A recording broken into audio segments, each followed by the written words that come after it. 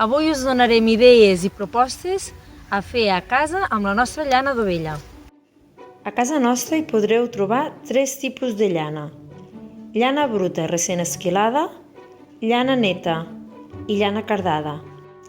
La llana bruta és suau, una mica enganxosa i fa molta pudor.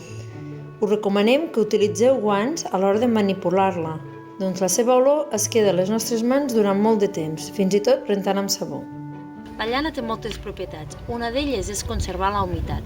Per això nosaltres utilitzem la llana bruta en el nostre jardí. Com podem fer-ho? És molt senzill.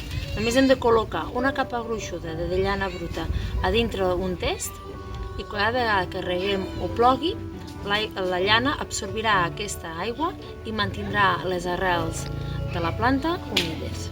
Al cap del temps tindrem aquesta llana que s'anirà biodegradant, s'anirà podrint i serà un adob excel·lent per a la terra del nostre jardí.